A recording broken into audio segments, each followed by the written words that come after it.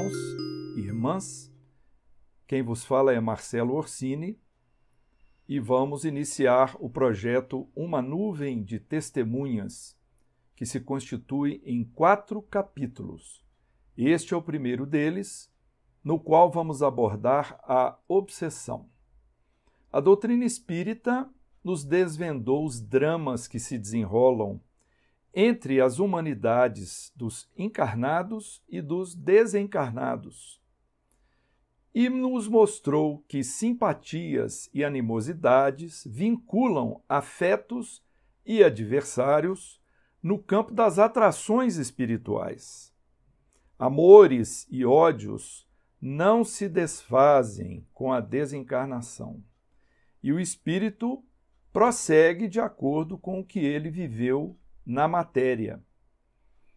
Vamos iniciar, antes de adentrarmos a obsessão propriamente dita, com o conceito de mediunidade que foi trazido por Allan Kardec em O Livro dos Médiuns, no capítulo 4, no qual ele explicou o seguinte: todo aquele que sente num grau qualquer a influência dos espíritos é por esse fato médium. Essa faculdade é inerente ao homem, não constitui, portanto, um privilégio exclusivo. Por isso mesmo, raras são as pessoas que dela não possuem alguns rudimentos. Pode, pois, dizer-se que todos são mais ou menos médiuns. Todavia, usualmente, assim só se qualificam aqueles em que a faculdade mediúnica se mostra bem caracterizada e se traduz por efeitos patentes, de certa intensidade, o que então depende de uma organização mais ou menos sensitiva. Então, Kardec explica o que é mediunidade, fala dos médiuns mais ostensivos e explica que esses serão aqueles que nós vamos designar como médiuns, apesar de que todos nós possuímos rudimentos de mediunidade. Ele prossegue dizendo: é de notar-se, além disso, que essa faculdade não se revela da mesma maneira em todos.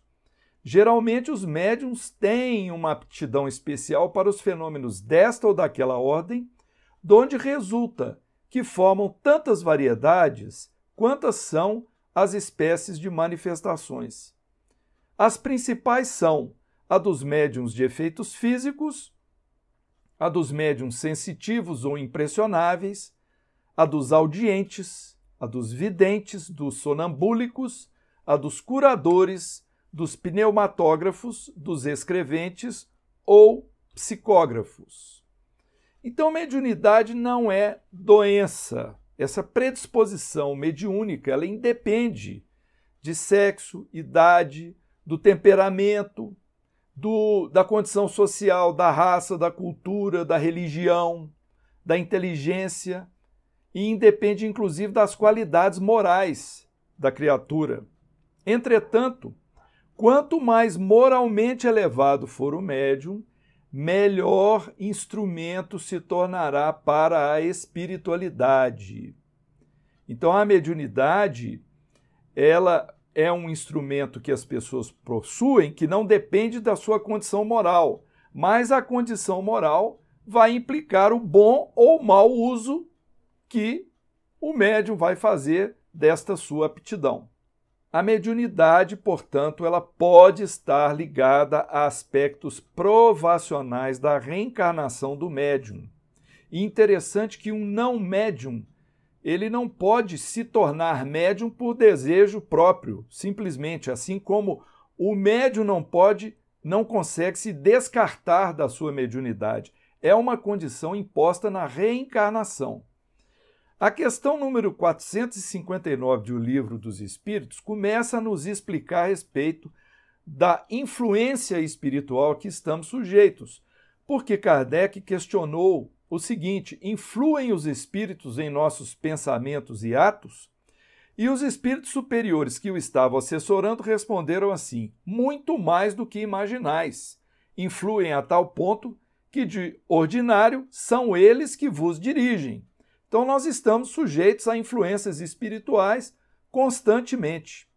Então é uma revelação surpreendente, mostrando para nós a intensidade desse processo de intercâmbio com o plano espiritual, que tem a ver com a afinidade dos espíritos com a nossa forma de pensar ou de agir, com estar ou não na mesma faixa vibracional nossa, e ela pode ocorrer, com certeza, entre encarnados e desencarnados. Na resposta à questão número 87 em O Livro dos Espíritos, ficou registrado o seguinte em relação a essas presenças espirituais em nossa vida. Tendes muitos deles de contínuo ao vosso lado, observando-vos e sobre vós atuando, sem o perceberdes. Então os espíritos nos cercam constantemente, observam o nosso comportamento, muitas vezes têm até acesso aos nossos pensamentos mais íntimos. Não é sempre, mas pode acontecer. Mas eles só se interessam por aquilo que chama a atenção a eles, que é do seu interesse, da sua vontade, da sua sintonia conosco, e são indiferentes àquilo que não lhes dizem respeito. André Luiz, no livro A Agenda Cristã, ele nos traz um alerta. Ele diz assim: não se esqueça de que compactas assembleias de companheiros encarnados e desencarnados conhecem-lhe a personalidade e seguem-lhe a trajetória pelos sinais que você está fazendo. Então, a nossa conduta, o nosso pensamento, as nossas palavras, é como se fosse uma radiotransmissora, está emitindo sinais. E espíritos que estão nos cercando captam esses sinais e, se eles os interessarem, se houver interesse, sintonia, se aproximam de nós. Esse é o processo de intercâmbio. Ora, nós sabemos que influenciamos pessoas que estão convivendo conosco, encarnados, né? E que muitas vezes nós tentamos convencer essas pessoas com os nossos argumentos. Igualmente, muitas vezes os desencarnados agem para conosco, porque também são pessoas, tentam nos influenciar. Eles estão no plano extrafísico, mas estão sujeitos também às influenciações, ou seja, eles influenciam e são influenciados. Ora, os espíritos que estão ao nosso redor, eles têm diferentes categorias espirituais em termos evolutivos. Allan Kardec nos alertou a respeito disso na Revista Espírita, publicada no mês de dezembro do ano de 1858, quando ele disse o seguinte: os espíritos não são iguais, nem em poder, nem em conhecimento, nem em sabedoria. Há, pois, espíritos muito superiores, como há os muito inferiores. Há os muito bons e os muito maus, muito sábios e muito ignorantes. Há os espíritos levianos, malévolos, mentirosos, astutos, hipócritas, espirituosos, etc. Portanto, não apenas estão em nosso derredor, como possuem predicados ou falhas morais, as mais diversas, porque são pessoas assim como nós. Na hierarquia dos mundos, os espíritos inferiores aqui na Terra, no planeta Terra, eles são mais numerosos do que os espíritos superiores. Nós podemos deduzir isso, bastando observar o comportamento da humanidade encarnada. Então, entre os que nos cercam, existem aqueles espíritos que se ligam a nós, que agem mais particularmente sobre o nosso pensamento, que nos aconselham e cujo impulso muitas vezes nós seguimos sem percebermos.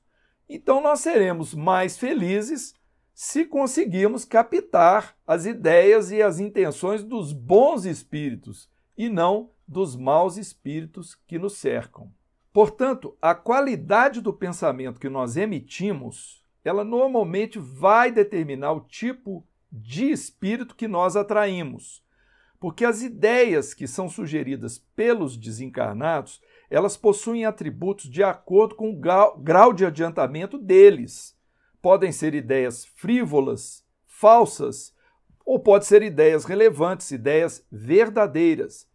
Então, se as ideias são provenientes de um espírito atrasado, elas chegarão até nós como maus conselhos, vazias de conteúdo. Ao contrário, se procederem de um espírito moralmente evoluído, vão se constituir de bons pensamentos e de inspirações superiores. Então, o pensamento por nós emitido, por mais secreto que ele pareça, ele evidencia a nossa faixa vibracional, que nível moral nós nos situamos, e vão ter repercussão naqueles que captarem o nosso pensamento. Então nós, de certa forma, nós atraímos os espíritos que comungam com as nossas ideias, que se identificam conosco, com a qualidade da nossa emissão de pensamento, emissão mental. Eles captam as nossas intenções, sentem as nossas emoções e se aproximam de nós muitas vezes por causa disso.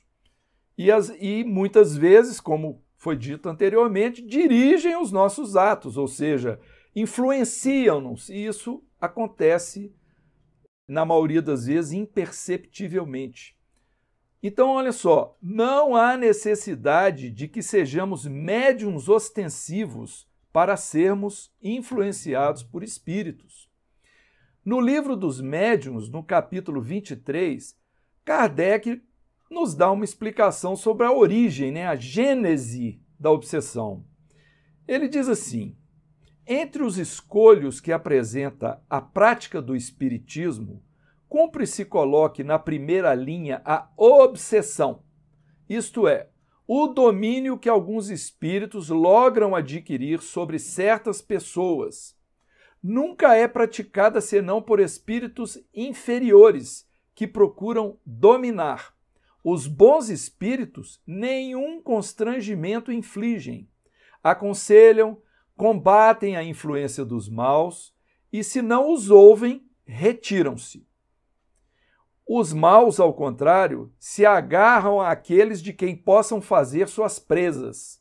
Se chegam a dominar algum, identificam-se com o espírito deste e o conduzem como se fora uma verdadeira criança. Então nós começamos aí a compreender a definição, o significado de obsessão, porque, segundo Kardec, se trata de um escolho, de uma coisa ruim, um domínio de um espírito sobre outro, uma influência maligna, uma influência para o mal, uma influência negativa. Vamos então buscar no dicionário a definição do termo obsessão para vermos a diferença entre a aplicação genérica do termo e conforme o Espiritismo. O dicionário traz assim: impertinência, perseguição, vexação, preocupação com determinada ideia que domina doentiamente o espírito e resultante ou não de sentimentos recalcados, ideia fixa, mania. Agora, segundo o Espiritismo, a obsessão é a ação persistente que um espírito mau exerce sobre um indivíduo. Apresenta caracteres muito diversos, desde a simples influência moral, sem perceptíveis sinais exteriores, até a perturbação completa do organismo e das faculdades mentais. Isso está no Evangelho segundo o Espiritismo, no capítulo 28. E o Livro dos Médiuns, no capítulo 23, traz o seguinte: as imperfeições morais dão aso, ou seja, oportunidade, à ação dos espíritos obsessores. Então existe realmente um jogo dos dois lados. Aqueles que estão querendo influenciar de um lado e a fraqueza do outro lado que não consegue impedir ou que atrai esse tipo de influência.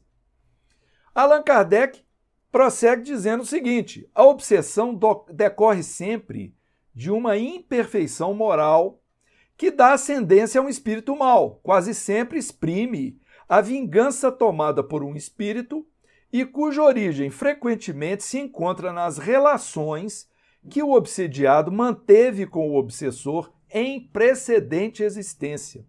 Então existe uma grande frequência da presença de um espírito influenciando negativamente o outro devido a experiências de vidas passadas, ou seja, o processo transcende uma reencarnação e pode dar prosseguimento no campo espiritual e até depois, quando um dos espíritos reencarna. Então é um processo bilateral, onde nós temos de um lado um cobrador, um espírito sequioso de vingança, ferido, injustiçado, e um devedor, que está ali com impressões de culpa, de remorso ou de ódio que não conseguiu extinguir. Portanto, a obsessão ela ocorre sempre que algum encarnado ou desencarnado exerce sobre outrem uma constrição mental negativa por um motivo qualquer, através de sugestão, indução, coação, com objetivo de domínio, um processo que se repete continuamente, seja na Terra, material, ou no plano espiritual inferior. A obsessão é uma espécie de enfermidade de ordem psíquica e emocional que consiste, então, nesse constrangimento das atividades de um espírito pela ação de outro e a influência maléfica de um espírito obsessor, ela pode afetar a vida mental de uma pessoa, alterando suas emoções, seu raciocínio, chegando até ao ponto de poder atingir a condição do seu organismo físico, influenciar negativamente o seu organismo físico. Por que isso ocorre? Porque dentro dos parâmetros da justiça divina há essa permissão. Kardec fez a seguinte pergunta em O Livro dos Espíritos, na questão 984. As vicissitudes da vida são sempre a punição das faltas atuais? A resposta dos Espíritos: não, já dissemos, são provas impostas por Deus ou que vós mesmos escolhestes como espíritos antes de encarnardes para expiação das faltas cometidas em outra existência, porque jamais fica impune a infração das leis de Deus e, sobretudo, da lei de justiça. Se não for punida nessa existência, sê-lo-á necessariamente em outra. Eis porque um que vos parece justo, muitas vezes sofre, é a punição do seu passado. Então, conforme diz o espírito André Luiz no livro Ação e Reação, ninguém avança para frente sem pagar as dívidas que contraiu. E há, portanto, como vimos, mecanismos obsessivos que vão se transferir de uma existência para outra existência. Portanto, tudo isso, todo esse processo de constrição, de domínio, que pode nos parecer injusto, pode nos parecer realmente uma covardia, eu estou encarnado, eu não estou vendo o espírito desencarnado que está me influenciando, mas faz parte do processo de reparação do espírito daquilo que ele precisa passar por faltas cometidas anteriormente. Portanto, estamos nos referindo a um grande problema da humanidade, o confronto entre os que devem e aqueles que se julgam no direito de cobrar, a busca de um acerto de contas, fatores do passado e do presente espiritual da pessoa, é a gênese, a origem vigorosa desse necessário mecanismo de depuração das pessoas que estão desvirtuadas da lei de Deus. Então são doenças da alma, são uma indigência espiritual. Nós somos os responsáveis pelos sintomas infelizes que estão ocorrendo hoje, pelos caminhos dos vícios que nós palmilhamos no nosso passado. No livro A Gênese, de autoria de Kardec, no capítulo 14, está registrado o seguinte: quase sempre a obsessão exprime vingança tomada por um espírito e cuja origem frequentemente se encontra nas relações que o obsediado manteve com o obsessor em precedente existência. O obsessor encontra em sua vítima os condicionamentos, a predisposição, as defesas desguarnecidas. Ele instala uma tomada mental, uma conexão tenaz, vigorosa com sua vítima. Muitas vezes, o perseguidor faz, então, uma ação insistente, pensamentos em repetição, como se fosse uma hipnose, tentando influenciar aquele a quem deseja vingança ou perseguição. A vítima invigilante, assimila os pensamentos e se deixa dominar por essas ideias intrusas. E muitas vezes há também um envolvimento fluídico, ou seja, o obsidiado, né, a vítima, ele se sente enlaçado pelo perispírito daquele que o está influenciando. Chega a haver, então, portanto, essa coação fluídica. A vítima pode aceitar ou não esses pensamentos intrusos, mas, na maioria das vezes, aceita passivamente, porque traz na sua consciência a sensação de culpa, conforme o caso, e às vezes até ela se compraz com o sentimento, com o pensamento que está sendo instalado na sua mente. Ela concorda com aquele pensamento e se alimenta dele. Então, a obsessão, ela só se instala na mente do paciente quando o obsessor encontra essas fraquezas morais que ele explora. São pontos fracos que nós temos devido à nossa imperfeição moral, né, a imperfeição que nos caracteriza. Portanto, nós podemos concluir que todos nós, ou a maioria de nós, estamos sujeitos à obsessão. Existe a predisposição, ou seja, em toda obsessão, o encarnado conduz em si mesmo os fatores predisponentes e preponderantes que são débitos morais a resgatar e que nos facultam a esse tipo de alienação mental. Então, os pensamentos e estados emocionais negativos criam zonas mórbidas em nosso campo mental, facultando a inoculação do pensamento alheio, um pensamento virulento, pensamento de teor inferior, que se instala em nós em decorrência desse processo obsessivo. A existência desses fatores predisponentes, muitas vezes causas kármicas, né, que passam de uma encarnação para outra, facilitam a aproximação dos obsessores, mas eles precisam descobrir o momento propício para efetivar essa sintonia completa que eles almejam. E é na nossa invigilância que se abre a porta para esse mundo íntimo, melhor dizendo, e facilita a incursão dos pensamentos estranhos. O que é invigilância? Invigilância é justamente a falta de vigilância, a falta de atenção com os nossos sentimentos, com o tipo de pensamento que nós estamos carregando. Então, quais são os momentos de invigilância? Por exemplo, quando há revolta, de nós, né? Nossos sentimentos de revolta, de ódio, ideias negativas, depressão, tristeza, desânimo, pessimismo, medo, ciúme, avareza, egoísmo, ociosidade, irritação, impaciência, maledicência, calúnia, desregramentos sexuais, vícios, desequilíbrio das emoções, turvação mental, gênio forte, má formação íntima, irritação, mau humor, ira.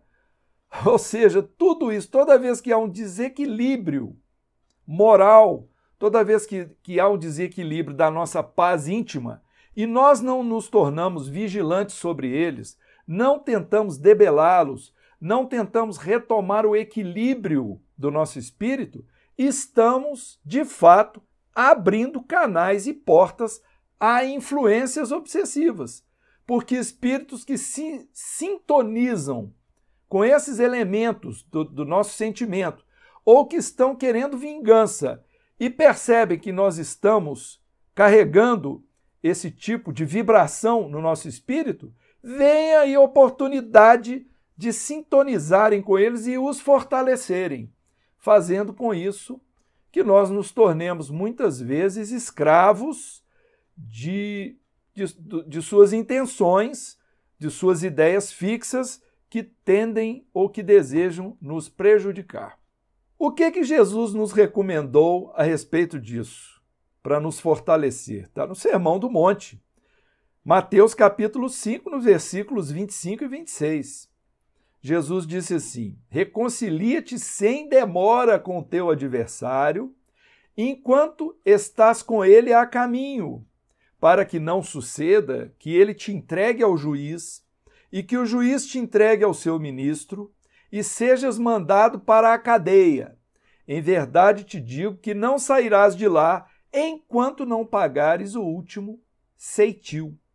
Na verdade, o juiz, o ministro e a cadeia simbolizam o processo reencarnatório. É a lei de Deus a julgar os nossos pensamentos e atitudes e a definir o nosso futuro no campo espiritual e no retorno à carne. A depender da situação, nós teremos que acertar todas as contas de tudo aquilo que nós tivermos feito de errado ou de desvio perante a lei de Deus. Portanto, a recomendação do Cristo é: reconcilia-te sem demora com o teu adversário. Ou seja, cumpra a lei de Deus, busca no perdão, no amor, na caridade, na paz interior, a forma de se livrar desses mecanismos que são as portas de obsessão e que vão nos levar a essas repercussões desfavoráveis em reencarnações futuras ou na presente reencarnação. As causas da obsessão, elas podem ser morais, elas podem ser relacionadas ao nosso passado, elas podem ser por contaminações e podem ser causas anímicas. Vamos ver. Primeiramente, as causas morais. A invigilância é a porta de entrada para a obsessão, conforme nós vimos. As obsessões de causas morais são aquelas provocadas pela má conduta do indivíduo na vida cotidiana. Vícios mundanos, orgânicos e morais poderão ligar-nos a entidades infelizes, entidades que estão desencarnadas e que não se desapegaram dos prazeres materiais. Então, os nossos vícios orgânicos materiais podem atrair para nós a presença dessas entidades. Esses espíritos se ligam a nós, considerados os vivos, para satisfazerem os seus desejos primitivos, tratando as pessoas como se fossem extensão dos seus interesses no plano material. Então, o indivíduo desencarnou. Ele tinha o hábito de muita ingestão de álcool. Ele está vendo que nós estamos fazendo esse tipo de ingestão sistematicamente, se aproximam de nós para se satisfazerem com aquilo que o nosso organismo físico exala de vapores alcoólicos. A mesma coisa, por exemplo, poderemos dizer do hábito do fumo, do tabaco, do tabagismo. Isso nós encontramos na literatura espírita, muitas descrições de situações como essas. As causas relacionadas ao passado do indivíduo, as causas da obsessão, são aquelas provenientes do processo de evolução a que todos os espíritos estão sujeitos. São as suas experiências reencarnatórias, nas quais ele cometeu faltas graves em prejuízo de outras pessoas. Se nessas faltas gerar o ódio, gerar o desentendimento, isso pode perdurar por reencarnações a fio, gerando desafetos, esse clima de briga, de vingança, de perseguição. Isso é um alimento farto para o processo obsessivo e dá origem a obsessões tenazes, obsessões fortes, de muita perseguição. Então, o desencarnado, o malfeitor e a vítima, eles continuam a alimentar esses sentimentos de rancor de um para com o outro. E se um encarna, o outro pode persegui-lo e atormentá-lo. O outro que está mais livre tem essa condição de fazê-lo. É o processo dentro dos parâmetros da justiça divina, como nós explicamos anteriormente. Vamos ver então a terceira causa das obsessões, as causas por contaminações. Elas podem ocorrer quando nós frequentamos ambientes onde predomina a influência de espíritos inferiores. Por exemplo, seitas estranhas, onde ritualismo e misticismo se fazem presentes, terreiros primitivos onde se pratica baixa magia, locais de consumo de álcool e drogas, são focos todos esses onde podem aparecer contaminações obsessivas, porque lá estão presentes espíritos inferiores. Percebem a nossa presença, querem nos dominar, querem que a gente se ligue, se vincule a eles. A quarta causa das desobsessões seriam as causas chamadas anímicas ou auto-obsessões. Então, elas são causadas pela influência mórbida residente na mente da própria pessoa, vícios de comportamento que ela cultiva de forma doentia, pensamentos que causam desequilíbrios na sua área emocional. Então nós podemos citar aí essas tendências auto-obsessivas provenientes, de experiências infelizes ligadas às vezes ao passado do enfermo, ao passado da pessoa. Angústia, depressão, mania de perseguição, carências inexplicadas podem fazer parte desse processo auto-obsessivo. Então há que observar essas nossas tendências de pensamentos repetitivos para coisas negativas, para assuntos negativos, né, sentimentos negativos, que podem nos conduzir a processos de abertura à aproximação de obsessores. Vamos agora abordar a gradação das obsessões, ou seja, a intensidade da influência do constrangimento e dos efeitos que ela produz. Nós temos então as obsessões simples, a fascinação e a subjugação, uma classificação que se encontra em O Livro dos Médiuns, no capítulo 23. Vamos primeiro abordar a obsessão simples, o nível mais baixo de intensidade da obsessão. Nesse tipo, não há de início intenção de julgo, de domínio. Há, por exemplo, as manifestações ruidosas dos espíritos, desejo do espírito de perturbar o outro, obstaculizar a comunicação de espíritos sérios, ou seja, apenas atrapalhar o médium. É um tipo de influência que, de forma muito sutil, que às vezes constrange a pessoa a praticar erros, a cometer erros, a ter pensamentos diferentes do que ela geralmente possui. E normalmente o obsedado ou obsidiado, ele nem percebe o que está acontecendo. Então, a pessoa, apesar de tudo isso, muitas vezes não consegue se livrar desse tipo de obsessão facilmente. É um tipo muito comum, mas pode se agravar dependendo da natureza do espírito atrasado que está influenciando e nas predisposições morais do médium.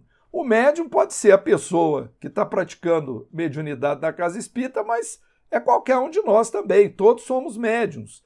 Então, muitas vezes, esses espíritos se aproximam para nos perturbar, para fazer com que a gente fale coisas erradas, ou se dirija a outras pessoas de uma maneira como a gente não gostaria. Então, por isso que nós precisamos ficar atentos se aquilo partiu de nós ou se pode ter sido uma influência espiritual.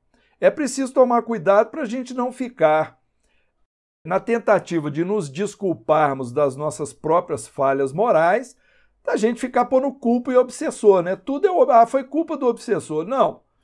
Nós temos que ser vigilantes com relação a nós mesmos e analisar se aquilo partiu realmente de nós, é um pensamento, um sentimento que a gente já está conduzindo repetidamente, ou se foi uma ideia estranha, um acontecimento que chegou de repente. Aí pode indicar uma obsessão simples. Aí vamos para um grau um pouco mais intenso, que seria a fascinação. A fascinação, ela seria uma ilusão produzida com paralisação do nosso próprio raciocínio.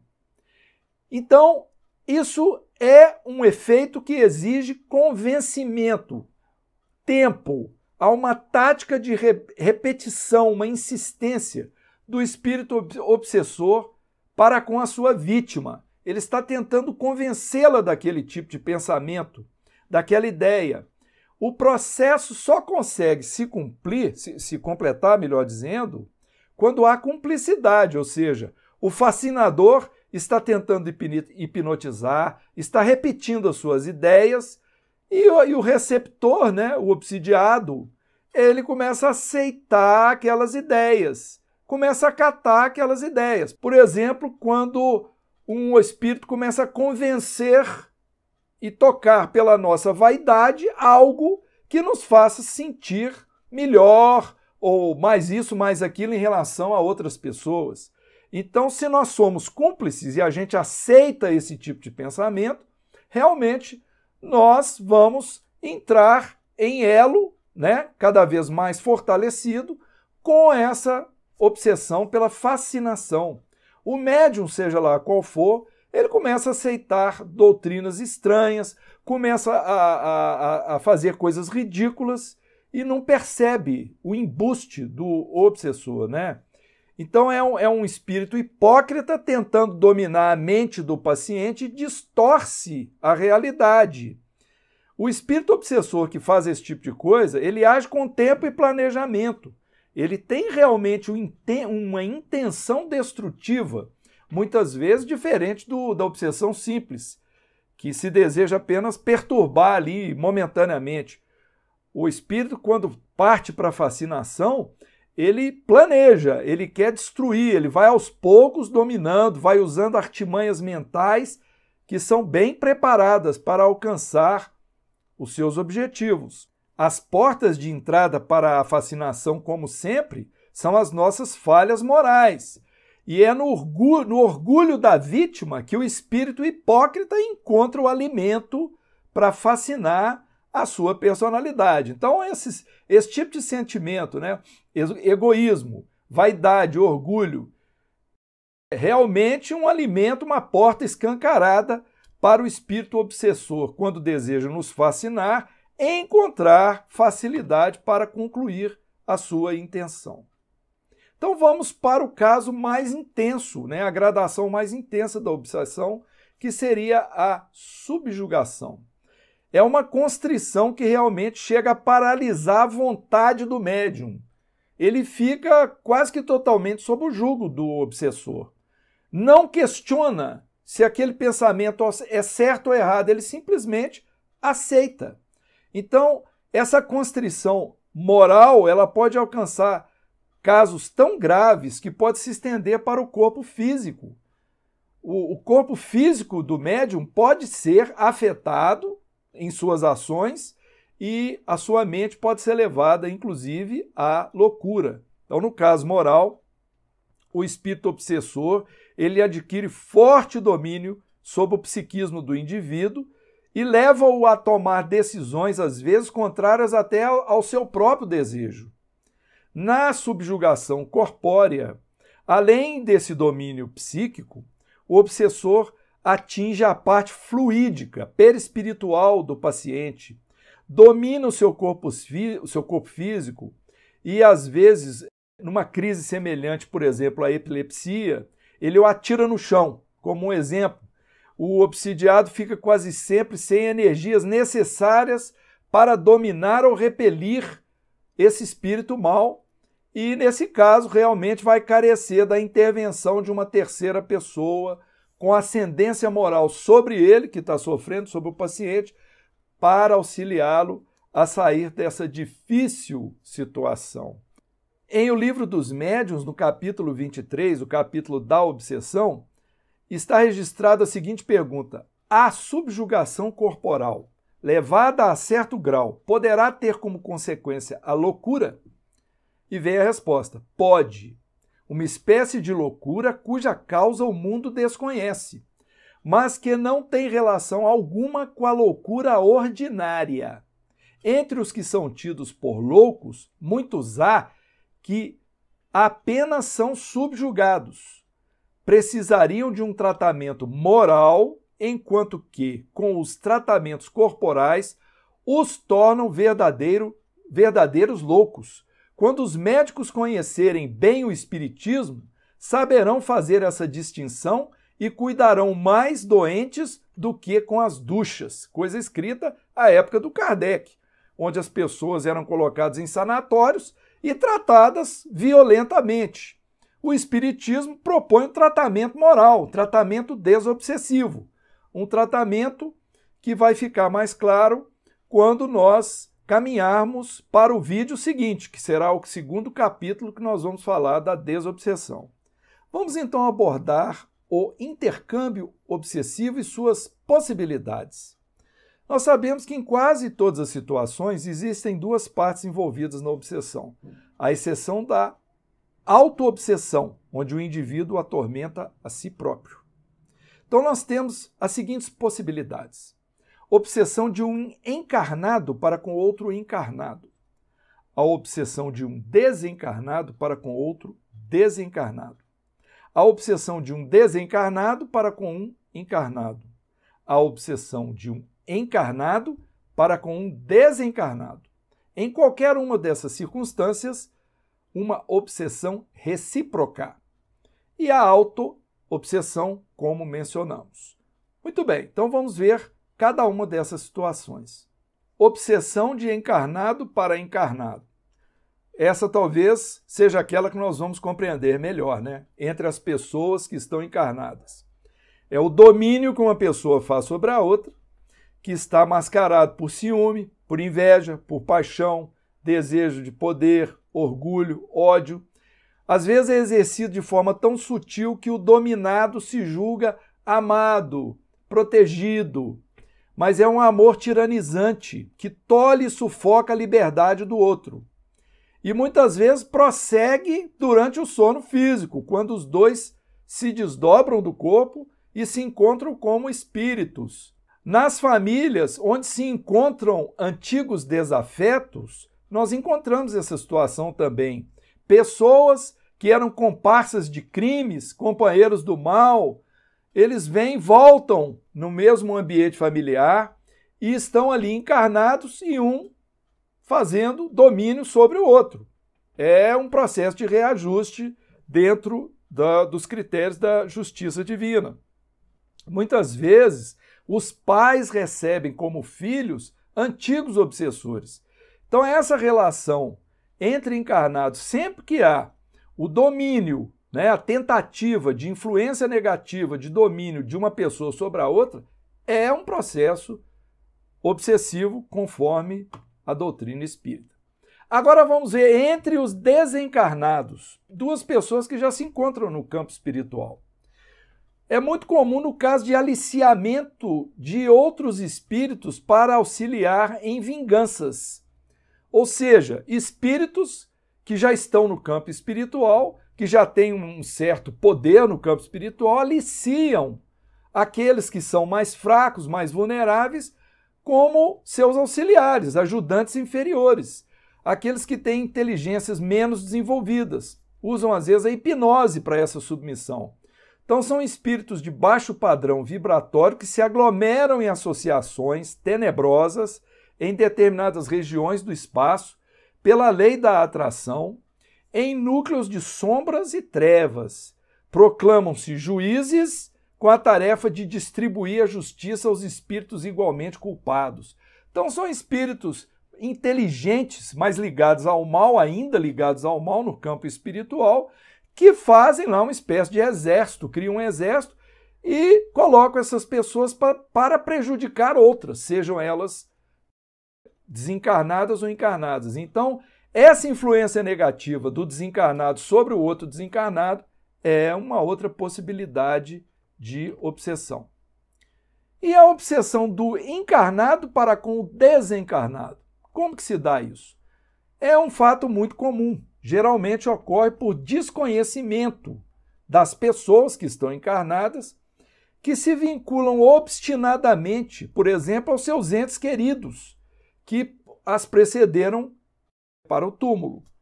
Um amor egoísta, um amor possessivo, uma fixação mental nos desencarnados, tentando retê-los em suas reminiscências terrestres.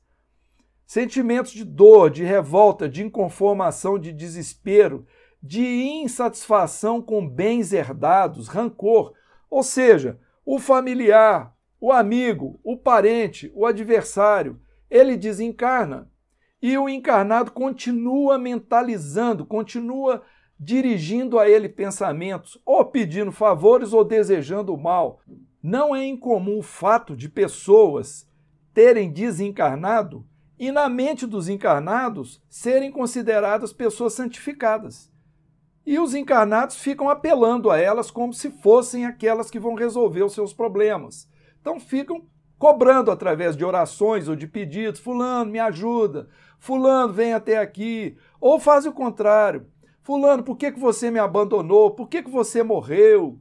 Ou com esses pensamentos conforme nós citamos, você nos deixou à míngua, não deixou dinheiro para nós, você deixou dinheiro para outra pessoa. Estamos aqui dando exemplo de situações em que o encarnado fica emitindo pensamentos continuados de cobrança ou de apelos aos desencarnados, e isso se torna realmente um processo de obsessão do encarnado para com o desencarnado. Então, tudo que é negativo não é bom, né? Quando o sentimento é de amor, quando a gente deseja a essas pessoas que nos antecederam o bem, e quando nós lhes dirigimos sentimentos de libertação, né, que elas prossigam, continuem as suas vidas sem cobrança, aí nós vamos fazer exatamente o contrário da obsessão. Nós vamos promover a libertação desses irmãos e irmãs que nos antecederam. A obsessão de maior incidência é a do desencarnado para com o encarnado. O que há a favor do desencarnado? É exatamente o fato de ele não estar visível. Ele se encontra no campo espiritual, muitas vezes é alguém que nós relacionamos no passado, que temos uma dívida para com ele, nos reconhece, nos encontra, depois de ter desencarnado, passa algum tempo, ele nos localiza e passa a nos perseguir, passa a desejar o nosso mal. E isso pode ocorrer com essa intenção premeditada, né, de perseguição, de cobrança, de vingança. Mas nem sempre é assim. Às vezes o espírito desencarnado, ele desconhece a sua própria situação, ele está inconsciente da sua condição de desencarnado. Por exemplo, uma pessoa que era próxima a nós, que residia às vezes até em nosso lar, ou na vizinhança, e ela retorna ao campo espiritual, mas o seu espírito não deixa o ambiente familiar. E ela fica vivendo ali entre os familiares e tentando interagir, se envolvendo com os sentimentos dos familiares e trazendo aquela sensação ruim, e esse processo acaba se tornando realmente uma influência espiritual que não é bom para nenhum dos lados, nem para ela que não se libertou e nem para quem continuou no campo material. Então, nem toda influência de desencarnado para encarnado é uma influência feita propositadamente. Muitas vezes ela acontece inocentemente, apenas pela condição que se encontra o espírito desencarnado. Em qualquer uma das possibilidades mencionadas, nós podemos ter a obsessão recíproca, ou seja, um lado obsidiando o outro e vice-versa, uma espécie de simbiose, uma comunhão de pensamentos e vibrações, que pode ocorrer, inclusive, entre os encarnados, quando há um amor desequilibrado, um relacionamento enervante. Então, temos que considerar também a possibilidade dessa situação, a obsessão recíproca. E temos o último caso, que seria a auto-obsessão. O homem não raramente é o obsessor de si mesmo, como diz Kardec no livro Obras Póstumas.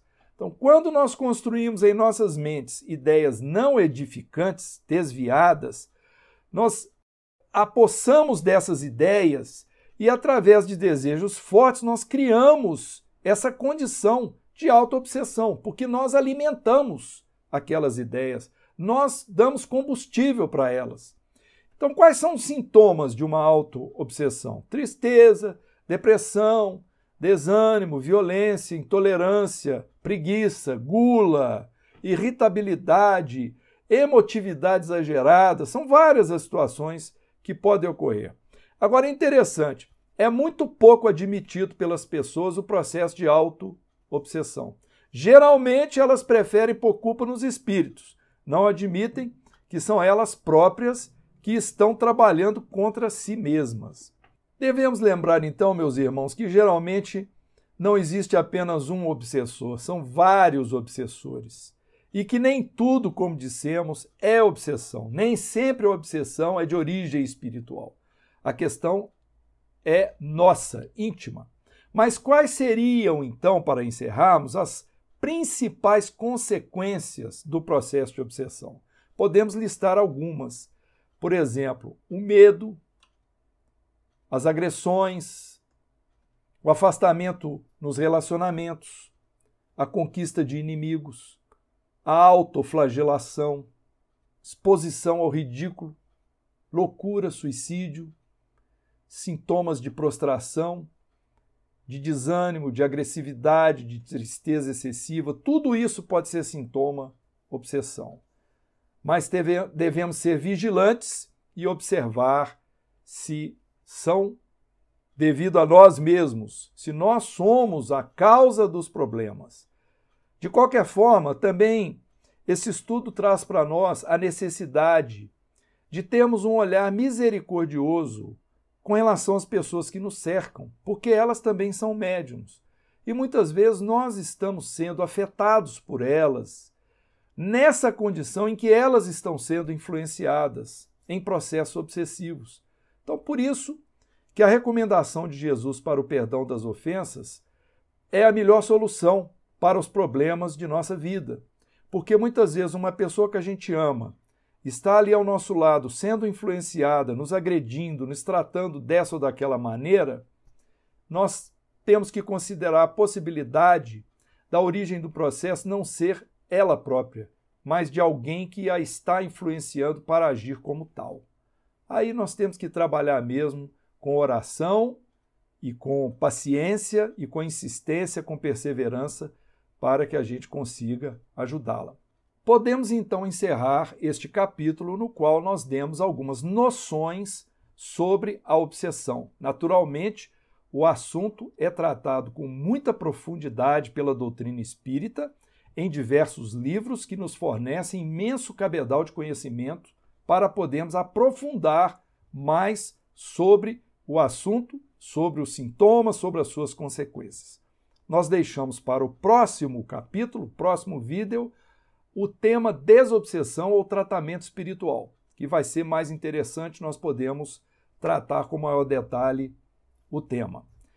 Sendo assim, nós agradecemos a oportunidade, desejando a todos muita paz e muita luz, que estejamos todos com Jesus.